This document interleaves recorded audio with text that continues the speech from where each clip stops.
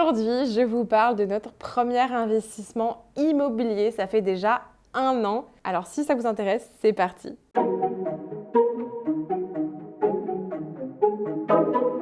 Hello hello, j'espère que vous allez bien. Je suis très contente de vous retrouver avec une vidéo qui change un peu. Je ne sais pas si ce sujet va vous intéresser, mais c'est vrai qu'on m'a parfois posé la question quand j'en ai parlé et ça peut du coup potentiellement vous intéresser et vous aider. Le sujet de la vidéo du jour, c'est que je vous parle de notre premier achat immobilier, de notre premier investissement, car ça fait maintenant bien 1 an que nous avons enfin acheté notre appartement et du coup je vous en parle plus en détail. Je vous mettrai des photos avant-après, pendant les travaux. Enfin, vraiment, ça a été une aventure. C'était les montagnes russes, quoi. Franchement, mais j'ai déjà hâte de repasser au prochain achat. Ça sera pas pour tout de suite parce que ça coûte cher, il faut de l'investissement et que je viens de créer mes entreprises. Je suis désormais à 100% de mon compte depuis pas longtemps, donc faut pas non plus prendre trop de risques. Mais c'est vrai qu'on y pense, même si ça a été très compliqué, ça a été les montagnes russes. Mais je vais vous expliquer ça juste après. Si vous ne me connaissez pas, je suis Margot alias Margavalux. Je vous fais des vidéos principalement à propos de luxe à la base et je vous parle parfois de mode, de fashion, lifestyle. Je vous parle un peu de ma vie de tous les jours. Et du coup, aujourd'hui, c'est un peu une vidéo où je vous parle de ma vie de tous les jours, dont cet achat immobilier qui est un vrai investissement. Je vais m'installer confortablement, vous aussi, parce que c'est une vidéo, je pense, qui va durer un petit moment. J'ai pas mal de choses à vous expliquer, pas mal de choses dont j'ai besoin de vous parler, ce qu'il faut faire attention, tout ça, parce qu'on a un peu eu un vrai cas d'école, en fait, où on a eu plein de soucis sur cette vente, enfin sur cet achat plutôt,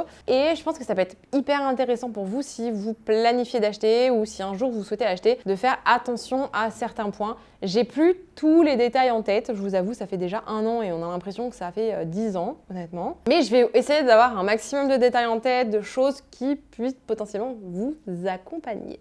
Bref, alors, on va commencer par le tout début. Donc, on était en février-mars 2021. On savait déjà qu'on voulait potentiellement faire un achat. On ne savait pas si on préférait investir à Paris, parce qu'on habitait à Paris, ou bien à Lyon, parce qu'on est originaire de Lyon avec mon copain. On voulait acheter à 2, ça c'était hyper important pour nous. Et voilà, on hésitait entre Paris et Lyon, on avait des alertes, on a principalement regardé sur Se Loger et Le Bon Coin, honnêtement. Et on regardait un peu tous les jours, on recevait des annonces, on a mis nos petits critères, tout ça. On attendait un peu les annonces, on regardait sans regarder, on n'était pas encore hyper décidés. On se dit, bon, si jamais un jour on trouve la pépite, pourquoi pas. Février, donc on décide de partir dans le sud de la France. Et donc on part quelques jours, enfin 1 semaine là-bas. Et le deuxième jour où on arrive, on va à la plage, on se pose tranquillou et là Vincent, du coup mon conjoint, décide de regarder les annonces qu'il y a en ce moment et il tombe sur une petite pépite. Il me la montre, je lui dis mais attends, mais c'est hyper bien placé. Donc c'était à Lyon, c'était placé à peu près au niveau de la gare Pardieu, mais du bon côté de la gare Pardieu. Tout autour vous aviez toutes les écoles de commerce, vous aviez les facs. J'ai été à la fac Lyon 3, donc c'était à 15 minutes à pied, donc trop bien pour des étudiants. L'appart avait 2 chambres, mais surtout 2 salles de bain, donc vous pouvez vraiment fermer et faire une vraie coloc. Et je me suis dit franchement ça peut être hyper intéressant pour louer en colocation à des étudiants parce que c'est trop bien placé. Il y a toutes les écoles à côté. Si les étudiants ne sont pas de Lyon, veulent rentrer chez eux, ils ont la gare juste à côté également. S'ils doivent prendre l'aéroport, ils ont le Rhône Express qui se prend à la gare. Le Rhône Express, c'est une espèce de TER, de train qui vous emmène de gare de Pardieu jusqu'à l'aéroport qui est quand même un peu loin. Et c'est hyper pratique. Bref, on est vraiment trop bien placé. Il y avait une petite place devant avec tous les commerces. Mais moi, je pourrais largement vivre dans cet appart. Bref, je lui dis franchement, c'est trop bien, il a l'air bien. Un peu cher, bon, il était déjà un peu en dessous du prix du marché, mais bon, voilà. Mon papa est architecte, pour information. D'ailleurs, si ça vous intéresse et que vous recherchez un architecte dans la région de Lyon, n'hésitez pas, il est vraiment très très très doué et il fait des trucs de dingue, franchement. Et puis du coup, il nous a bien aidés.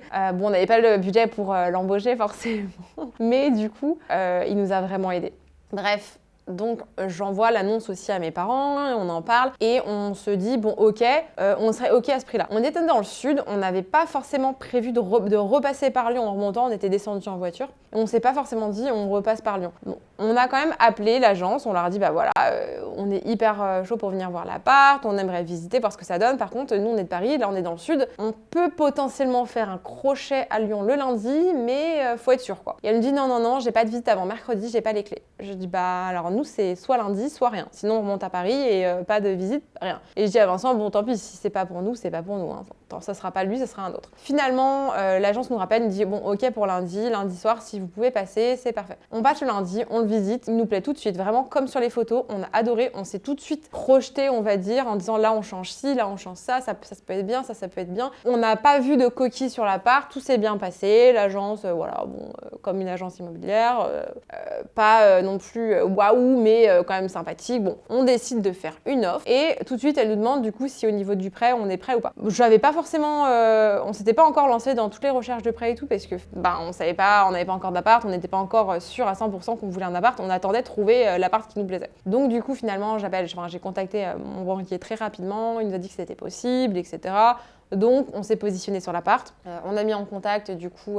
l'agence nous a demandé de contacter son... Bref, l'agence nous a demandé nos garanties bancaires et tout un petit peu. Bon, c'est bien passé, elle était contente, elle en a parlé au propriétaire. Et peut-être 4-5 jours après, c'était validé. Donc, l'offre était déjà validée. On était trop contents. On s'est dit, bon, bah c'est cool. En plus, au prix, on voulait. On a quand même négocié 10 000 € en dessous du prix. Je vais pas vous donner tous les montants. Mais voilà, on a quand même négocié 10 000 € en dessous du prix. Donc, on était très heureux. L'appartement fait 55 mètres carrés, il me semble, et 70 lois Carrez, parce que du coup vous avez une mezzanine mais qui est très haute de plafond. On tient largement debout en haut, sauf au bout de la mezzanine, là on tient pas forcément debout. Donc voilà, 55 mètres carrés, 70 mètres carrés lois Carrez, 2 chambres, 2 salles de bain, trop contente. La salle de bain du bas avec la chambre du bas, il y a une baignoire en plus, hyper bien placée, très jolie, etc. Bon, il y avait quelques trucs à refaire et encore on n'était pas non plus obligé de les refaire, mais on s'est dit on veut faire de la location longue durée, il faut que ça soit sympa quand même un minimum. Bref, du coup ça c'était mars 2021.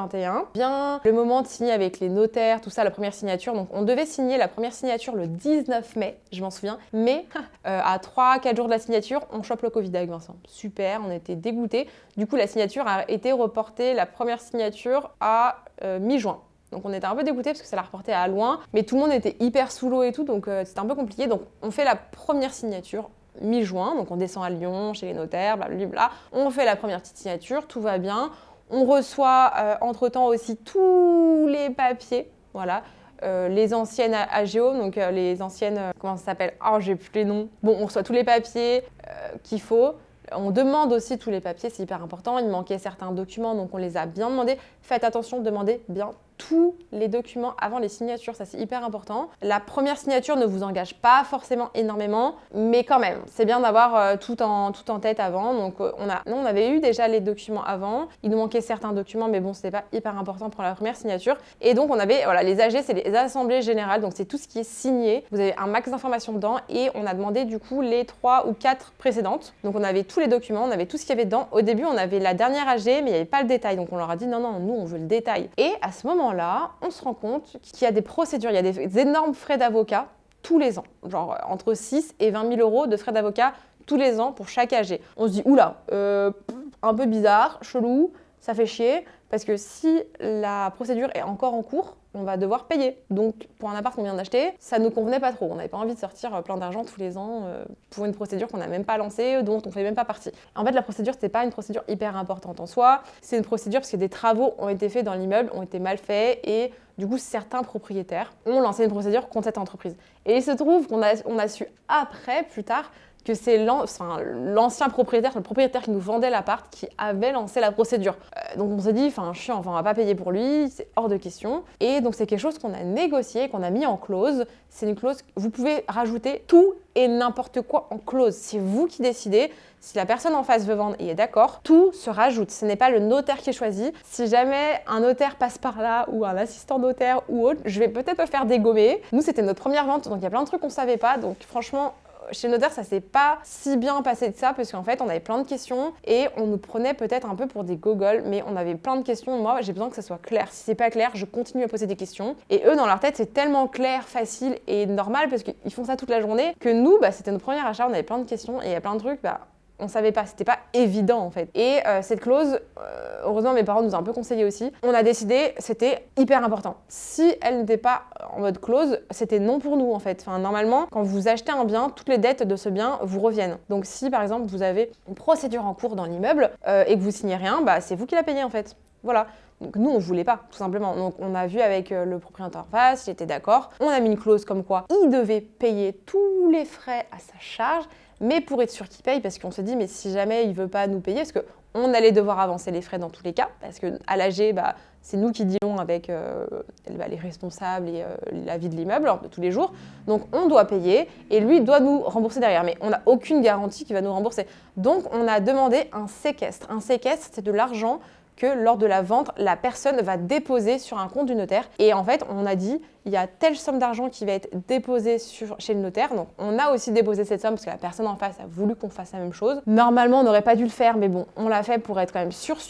Et le jour où la fin de cette procédure sonne, on rend l'argent au propriétaire et on récupère aussi notre argent. Donc ça, c'est quelque chose que vous pouvez faire. C'est quelque chose qui est assez rare, je vous avoue. Le notaire était un peu surpris, choqué, tout le monde était un peu « ouais, quoi ?» Mais c'est vraiment quelque chose qui nous permet de nous assurer de recevoir notre argent et de pas nous faire, entre guillemets, aussi arnaquer. Donc hyper important, parce que si jamais le propriétaire ne nous paye pas les frais tous les ans de ce qu'on doit avancer, au moins on a 3 000 €, ou je sais plus comme ça, non c'était plus, bon je sais plus. Au moins on a ce séquestre qui nous permet de recevoir l'argent si jamais il veut pas nous payer au compte-gouttes. Voilà, parce que finalement après la signature rien ne l'oblige, enfin, on n'a pas signé de papier. C'est bien indiqué quand même dans la procédure, on a rajouté vraiment une clause écrite, donc légalement ça fait valoir, mais après voilà, faut lancer des procédures à droite à gauche, au moins là l'argent est bloqué. Donc si on le réclame, on l'a. Voilà, donc ça c'est hyper important au niveau de ces clauses-là.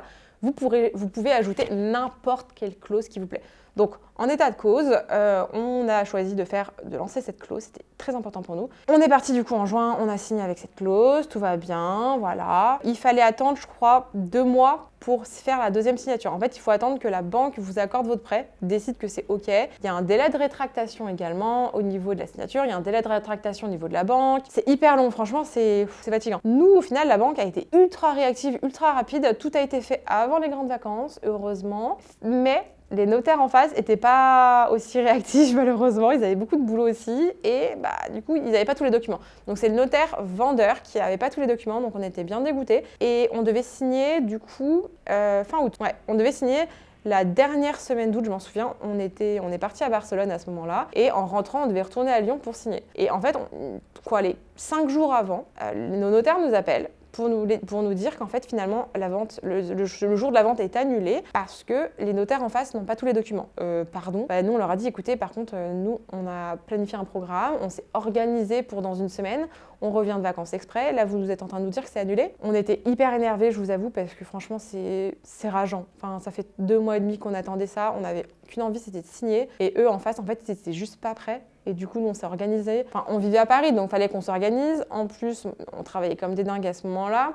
On doit faire les travaux pour que l'appart se loue à tel moment, parce que y a la rentrée. Donc, il fallait que, allez, maximum 3e semaine d'octobre, l'appart devait être prêt pour recevoir des étudiants, parce que les étudiants commencent mi-septembre, mi-octobre maximum. Donc, on était vraiment calculé nickel, quoi. Et puis nous, de notre côté, tout était déjà finalisé. On avait déjà le prêt de la banque, on avait tout. Donc, hyper énervé. Et je leur dis, non, vous trouvez une solution, il faut que ça se fasse rapidement. Et en fait, le gars en face, le vendeur, il leur manquait un document de la mairie, je sais pas quoi, qu'ils avaient jamais demandé, enfin vraiment n'importe quoi, donc on leur a mis vraiment la pression. Finalement, le jour de la signature, 1 semaine plus tard, on se dit bon ok, on perd encore 1 semaine, bref, bon, on va faire autre chose en attendant. En plus, on avait commandé une nouvelle cuisine, puisqu'on avait une date qui avait été assurée, envoyée par écrit, on avait l'invitation, enfin bref, c'était vraiment pas cool de leur part. Et en plus, on devait faire livrer la cuisine, donc à la base, on devait la faire livrer là-bas directement. Finalement, on a dû la faire livrer chez mes parents. Après, du coup, on a dû la déplacer, enfin ça a été une organisation de malade, ça a été insupportable franchement, enfin on a dû du coup louer un camion, ça nous a coûté plus cher en frais, enfin bref, trop chiant. Et du coup vient le jour de la vente, mais quelques jours avant, on décide d'aller retourner voir l'appart. Donc on appelle l'agence, on se dit on va retourner voir l'appart, etc.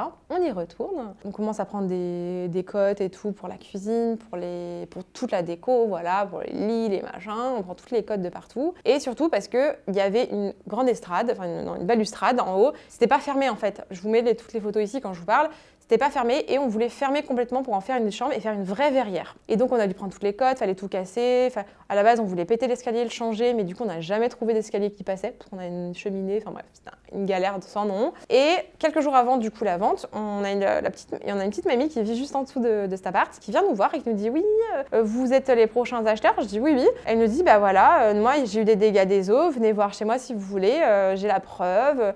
On a fait des papiers avec les anciens locataires. Je me dis, oh my god, c'est quoi cette galère? C'est quoi encore cette histoire? ça va jamais se finir les galères. Franchement, je vous jure, ça part, on en a eu que des galères. Et je me dis, putain, super. Enfin, franchement, dégâts des eaux, ça c'est franchement hyper crado. Et pour savoir ce que c'est, ça peut coûter très, très, très cher. On descend chez la petite mamie, on voit effectivement qu'il y a eu plusieurs dégâts des eaux, un au-dessus de sa cuisine et un au-dessus de son salon. Oh, donc nous, c'était au niveau de la salle de bain du bas, avec la baignoire. On se dit, oh putain. Donc on remonte à l'appart, on enquête et tout. On regarde, ça avait l'air d'être quand même grave, mais sans être trop grave, on voyait pas trop bien. Donc on a essayé de se foutre sous la baignoire avec les flashs, de regarder. En plus, du coup, on a demandé un plan d'évacuation des eaux, mais personne n'avait ce plan d'évacuation des eaux. Donc on savait même pas où les tuyaux passaient pour couper le mur, pour vérifier où était le souci en fait. Et donc j'ai fait ma petite enquête sur les réseaux sociaux, j'ai contacté les anciens locataires, j'avais leur nom, je les ai trouvés sur Facebook et Instagram, donc j'ai été directement contactée et je leur ai demandé qu'est-ce qui s'est passé, combien de dégâts des eaux ils ont eu, qu'est-ce qu'ils ont fait intervenir, est-ce qu'ils ont prévenu l'agence, le propriétaire, tout ça. Et ils m'ont répondu, heureusement je suis trop contente, ils m'ont répondu hyper rapidement, c'est des amours, ils m'ont envoyé toutes les preuves, tous les messages qu'ils avaient envoyés, les mails à l'agence. Et donc je contacte l'agence avec tout ça et je leur dis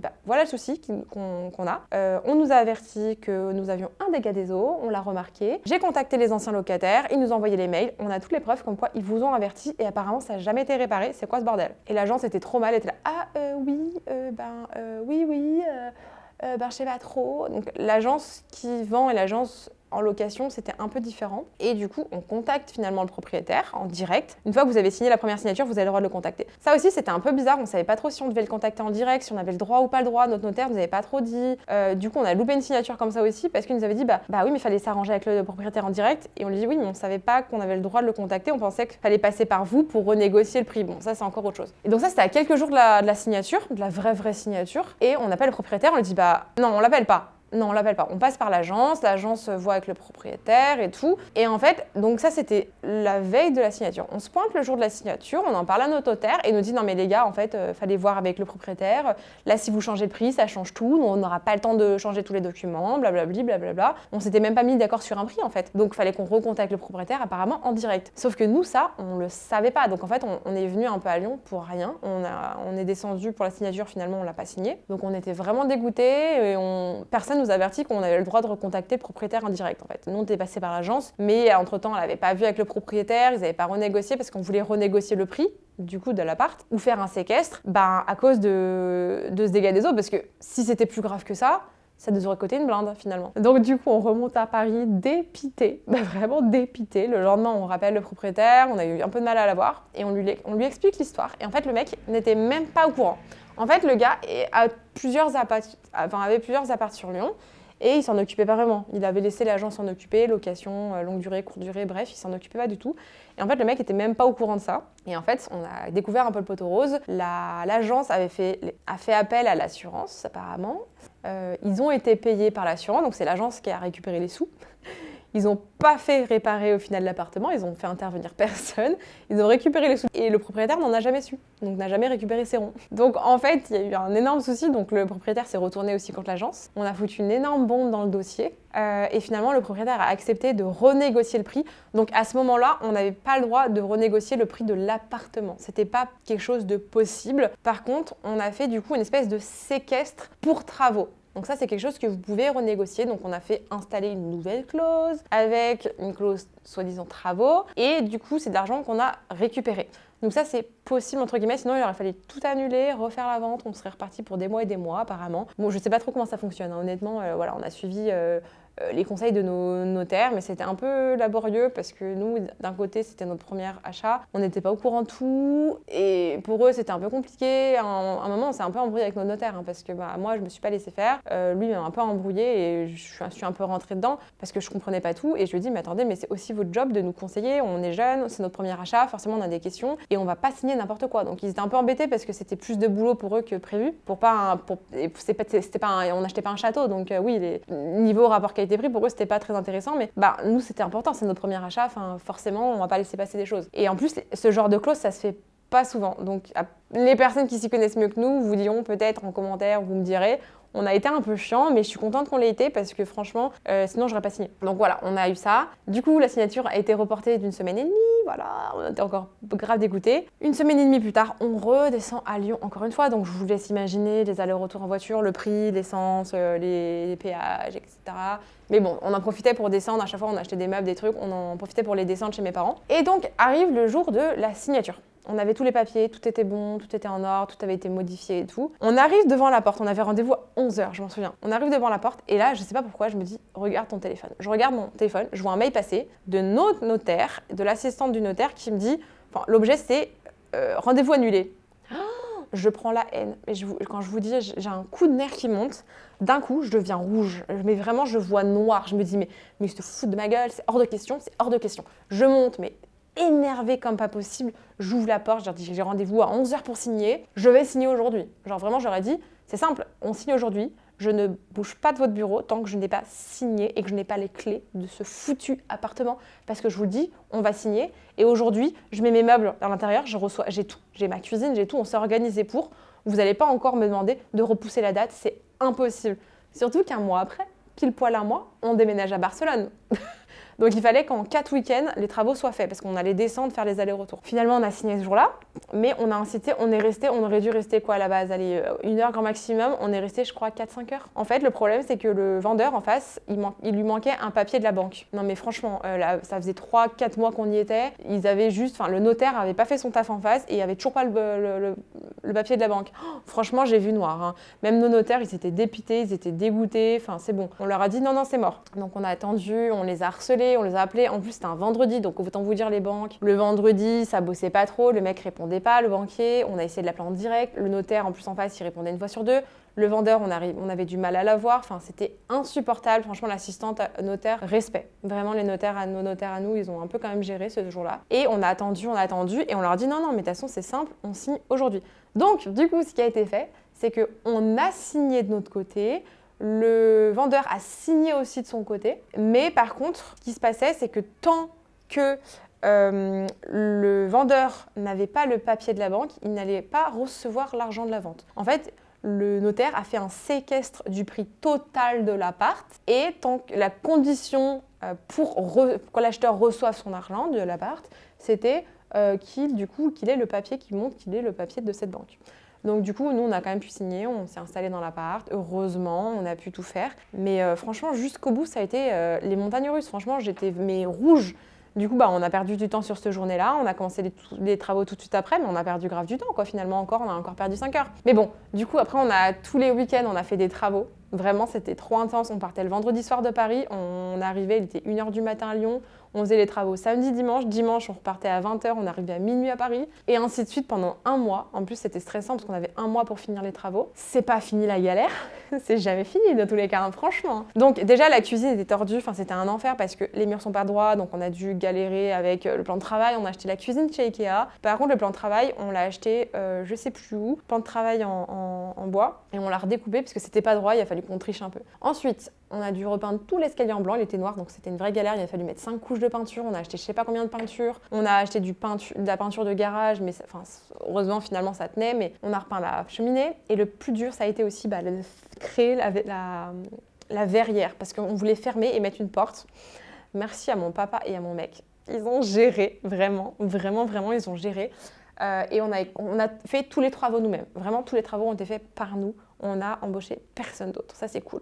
On a vraiment économisé là-dessus. La verrière, du coup, c'est mon papa et mon mec qui ont tout fait. Ils ont posé des tasseaux, des choses en bois, là, installé le verre et nickel. On a du verre. Alors, pareil, vu que c'est un verre qui protège, ça remplace en fait une balustrade, une barrière. C'est un verre de sécurité. Il faut qu'il y ait un minimum de, je crois, 8 mm, un truc du genre. Bon, je sais plus, je suis pas experte là-dessus, hein, c'est plutôt leur boulot à eux. Moi, j'étais plutôt commis, décoration et peinture. J'ai fait toute la peinture de partout. Anyway, voilà pour ça. Autre galère qu'on a eue dans cet appartement, parce que c'est jamais fini. On voulait le louer en location longue durée à la base. On avait trouvé 2 jeunes, 2 locataires qui étaient chauds pour le louer, qu'on connaissait, on était trop contents. 2 chambres de salle de bain bien placées. Et 1 semaine et demie après qu'on ait les clés, on apprend qu'à Lyon, ils décident de mettre des loyers protégés. En fait, de plafonner les loyers. En fait, c'est l'État qui décide de vous dire « Vous n'avez pas le droit de louer plus que ça, votre loyer, votre appart. » Et nous, on se dit « Mais c'est impossible parce qu'on a négocié quand même bien notre appart, on l'a payé bien en dessous du marché et le prêt nous coûte tant. Et du coup, avec la location soi-disant loyer plafonné, ça nous payait un tiers du loyer, du prêt. Alors qu'on a acheté moins cher que le prix du marché. On s'est dit, mais attends, mais le calcul, il est très mauvais, Kevin, là, en fait. Il est vraiment très mauvais. Comment on fait ?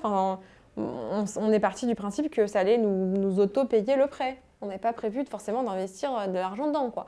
Ou un petit peu, toujours quand il y a des trucs à changer, les frais de la copropriété, tout ça, machin. Et on tombe sur ça, je me dis, putain. Donc, solution qu'on a trouvée en 2 jours, c'est de faire finalement de la location de courte durée et donc de louer sur Airbnb et Booking.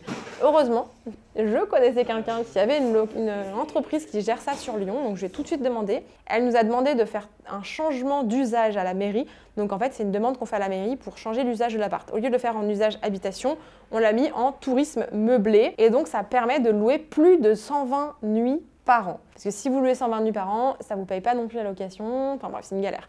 Donc heureusement qu'on a fait ça parce que là, ça fait 6 mois, ils ont changé cette loi et il n'est plus possible apparemment à Lyon de faire la demande de changement d'usage. Donc nous, on est passé vraiment à travers, heureusement. Et depuis, donc ça fait 1 an qu'on le loue en location de courte durée. Mais du coup, ce petit changement et contretemps, ça nous a un peu dérouté parce que la location longue durée, l'avantage, c'est que ça vous assure un loyer tous les mois. Les étudiants, en plus tous les ans, ça change. C'est les parents qui payent. Enfin bon, il n'y a pas trop de problème de loyer. La courte durée, c'est un peu aléatoire. Enfin, si on se retombe sur un Covid, on est foutu, on va pas louer l'appart. Donc c'était un peu stressant. Il a fallu du coup meubler encore plus l'appart, donc plus d'investissement aussi. Mais heureusement, on avait notre copine là qui nous a vraiment grave aidé et accompagné. Elle nous a bien loué l'appart. Heureusement, elle a arrêté son business là en août, mais elle nous a rapproché vers une autre entreprise qui fait la même chose, les mêmes prix, et ça fonctionne extrêmement bien. Ils gèrent très bien également. On est trop contents. Jusqu'à maintenant, on a été hyper rentable. Ça nous a payé même 2-3 autres nouveautés. Autre galère qu'on a eue, donc on a bien fait les travaux, on a réussi à finir pile le week-end avant qu'on partait à Barcelone, donc c'était hyper stressant, c'était trop fatigant, enfin vraiment j'ai cru que j'allais crever de fatigue. Autre problème qu'on a eu, du coup au bout d'1 mois de location, on avait quelques mauvais commentaires sur Airbnb parce que les gens n'avaient pas assez d'eau chaude. Parce qu'à la base on avait prévu de louer pour 2 personnes. Et la chaudière, c'était en fait une petite chaudière, mais ça on n'avait pas pensé en fait, c'est quelque chose qu'on ne pense pas forcément. Donc la chaudière était faite pour 2 personnes, pas beaucoup de litrage. Et on se rend compte qu'on a des petits commentaires sur le fait que les gens se bouchent un peu à l'eau froide quand ils sont 4, qu'ils n'ont pas assez d'eau chaude. On se dit oh non merde, on n'a pas pensé à ça. Du coup on a dû investir dans une nouvelle chaudière qui est beaucoup plus grosse, donc il a fallu l'installer, c'était un peu une galère. Et on trouvait une surtout allongée en fait, parce qu'on ne pouvait pas la mettre droite, il n'y avait pas la place, en vrai. Du coup, ça coûtait beaucoup plus cher, mais heureusement, l'appart était tellement bien loué que ça nous l'a payé. Donc pour l'instant, l'appart, on n'a pas payé plus que ce qu'on aurait dû payer, donc on est trop contents. Alors voilà, du coup, jusqu'à maintenant, on est quand même hyper contents. L'appart se loue super bien, on n'a pas eu de gros soucis, on n'a pas de gros frais à rajouter. On touche du bois. On croise les doigts parce que pour l'instant ça roule bien. Tout le monde est hyper sympa, on a des super commentaires, les voyageurs sont quand même assez respectueux. On a juste eu une fois un souci, ils ont fait une petite soirée dans l'appart, il y a eu un trou de cigarette sur le canapé et le radiateur sous la fenêtre s'est détaché, à mon avis, enfin c'est même sûr, hein. Ils se sont assis sur la fenêtre et sur le radiateur pour fumer.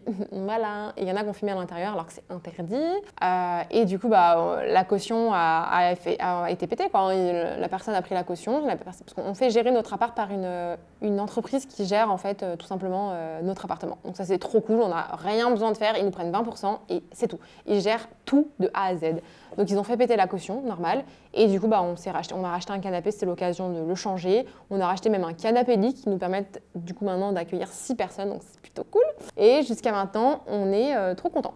Voilà, donc là maintenant on cherche, pas pour tout de suite parce que forcément là je suis désormais 100% à mon compte depuis 1 mois et demi. Donc ouais forcément on va se détendre la nouille parce que c'est du gros investissement et on a d'autres choses dans lesquelles on investit. Mais on aimerait bien se racheter un petit appartement, pourquoi pas un petit T1, pas forcément à Lyon. Voilà, on est ouvert un peu à la destination, on cherche la bonne affaire également et quelque chose qui nous plaît, où on se projette pour faire des travaux, faire des modifications. Mais ouais, on a déjà hâte de retenter l'aventure, même si c'était un peu grave des galères et tout, mais on est trop contents. Je vais vous mettre dans tous les cas des petits avant-après, les pendant les travaux. En plus, j'ai failli perdre un œil dans la guerre, dans la bataille.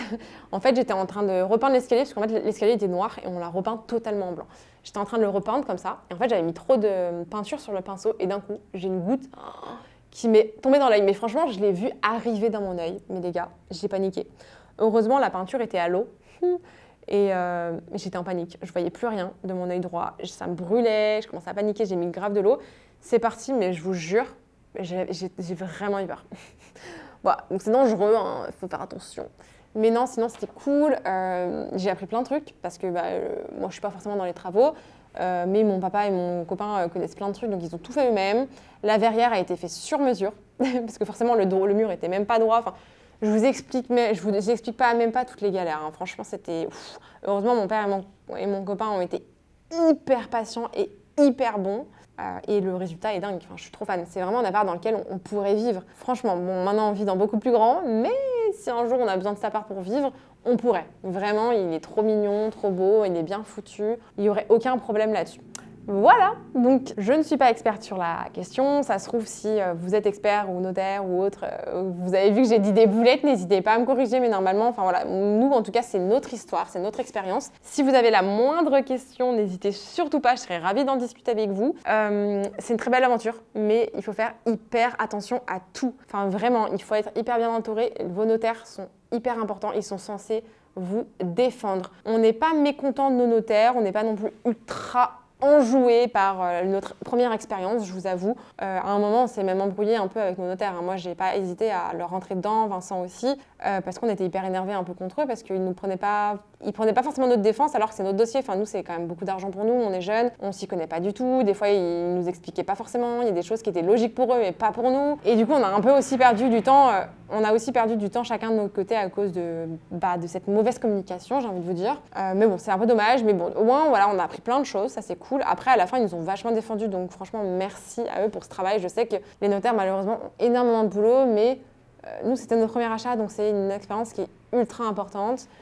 Il faut avoir la tête bien sur les épaules, il faut vraiment être accroché parce que faut tout vérifier. Même ce que parfois vous ne pouvez pas voir à l'œil nu, vérifier. Genre, le problème d'eau, des dégâts des eaux, on n'aurait jamais pu le voir.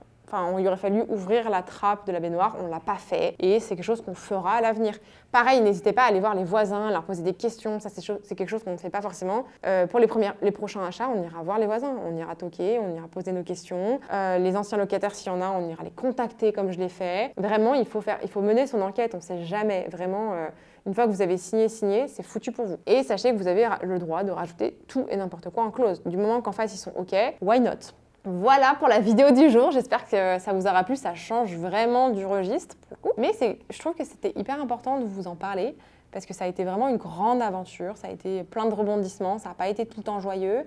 C'est pas facile d'acheter un appartement, honnêtement, il y a plein de rebondissements, il y a plein de problèmes, et il faut vraiment lire toutes les lignes, tout. Et si vous ne comprenez pas quelque chose, il ne faut pas hésiter à demander. Enfin vraiment, nous il y a des trucs au début, on ne comprenait rien, c'était du charabia technique.